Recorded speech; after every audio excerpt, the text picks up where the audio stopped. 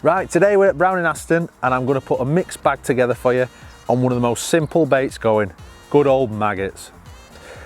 I mean, what can I say? I mean, they're fantastic bait and they catch absolutely everything that swims. Make sure you get a good quality maggot because it does make a difference. I normally get mixed. I think a lot of it's confidence, if I'm honest with you. I'm confident in both red and white. I've got no preference as such. So I get mixed maggots, I get red and whites. I like to keep them with maize. I like to keep maize on the maggots, just purely because they don't get wet, you know, they stay nice and fresh. And that's about it really. You can't be any simpler than a couple of pints of maggots. Right, I'll just run you through my terminal tackle. Again, I keep it so very simple. I'll go through my rig first. The shotting's a little bit different when I'm fishing for silverfish.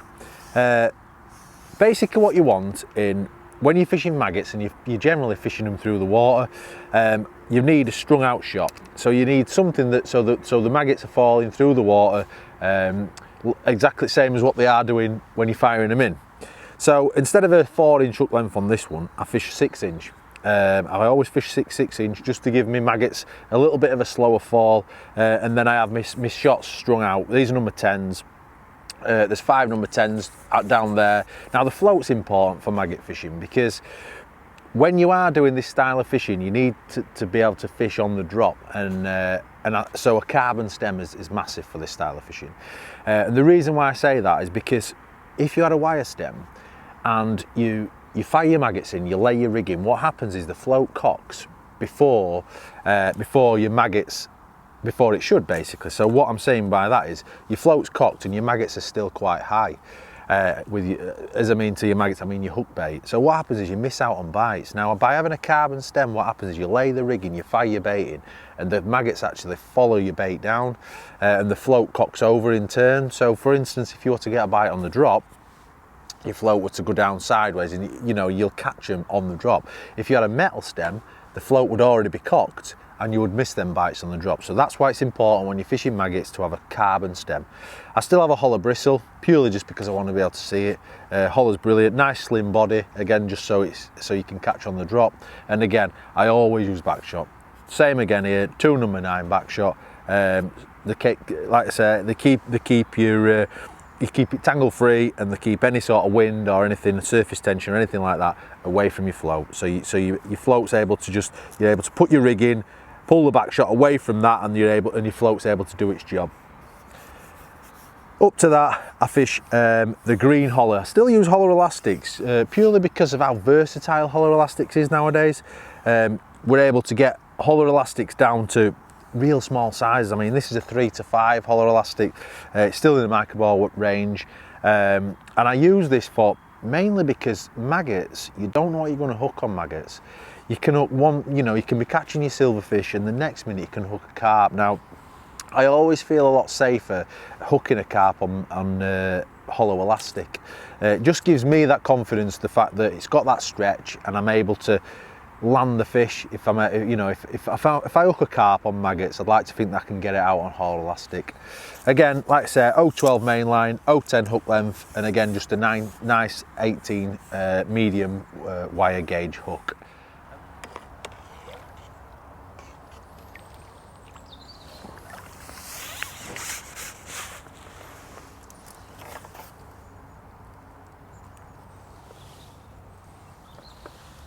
Just one thing I want to talk about quickly. 2 things. One is a good quality couple of pair of rollers. Now rollers have come on a long way since the old days. They were small, you couldn't get them at a decent height. Nowadays, there's some great rollers on the market, and I always look for a nice big roller. The Browning ones are fantastic for this. Obviously they give you a nice wide area to aim for. And also just make sure you've at least got 2. Now making sure that your rollers are in the right position keeps you smooth and very efficient, especially if it's a numbers game. When you're fishing like we have done today, there's been times where you've got roach and rud in your peg. You need to ship back very quickly. The elastic's soft and forgiving, so you're able to just look back without, just a little glance. They're right behind you because it's a big area to aim for, and keeping it nice and smooth and efficient. Believe me, a good pair of rollers is great, but making sure that they're in the right position is the most important thing. Right, so we're here today to try and catch a mixed bag of fish. So, one of the basic approaches and one of the best approaches really for this is just maggots. And maggots fished on like a line where you can, I normally target like 3/4 of the way across, either down middle or 3/4 of the way across, depending on how deep the venue is. And basically what I try and do, for me, the number one thing for this style of fishing is a catapult. Because one, you're able to pull fish in from a massive area with a catapult. And you're able to loose feed your bait, attract the fish into your peg, and then that's how you can build a weight together, that's how you can put a weight together. Now, this sort of fishing is a bit different to like pellets, for instance, where pellets, you want it nice and tight, you know, you want to be cuppering your bait as tight as possible because obviously that's where you want your fish, you want them straight under the pole. This is slightly different because as rigs are slightly different, as in respect of we've got strung out shot, you know, we're trying to catch fish throughout the water, not just on the bottom, we're trying to catch them on the drop. So for instance, that were on the drop, you see. So if I'd have had a bolt down rig there, I would have missed out on that fish because my bait would have gone straight past him and it would have gone through him and I would have missed out on him. So by having a strung out shot like I've got, I'm able to catch these fish that are on the drop.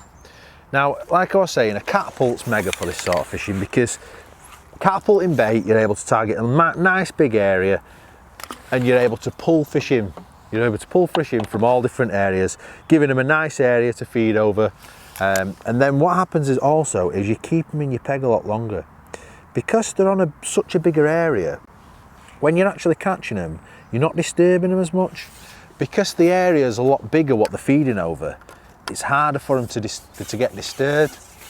So for me, the best way to do this is to just ship out like I have done, lay my rigging sideways, pick up your catapult, fire your bait in, and there you go.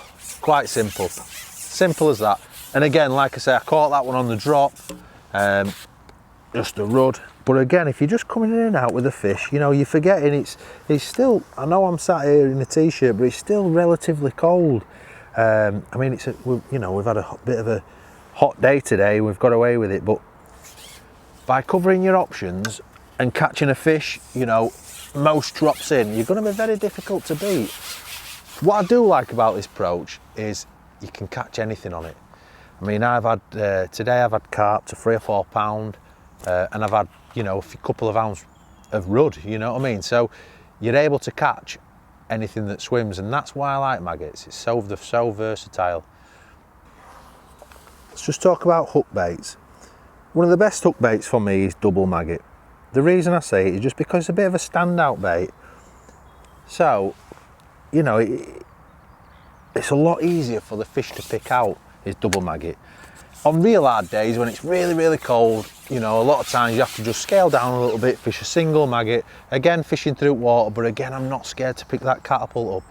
Even on the hardest of days, all you'll do is you'll just reduce the amount that you put in when it's a little bit harder. But still, if you use that catapult, you're creating a bit of an area for the fish to feed over.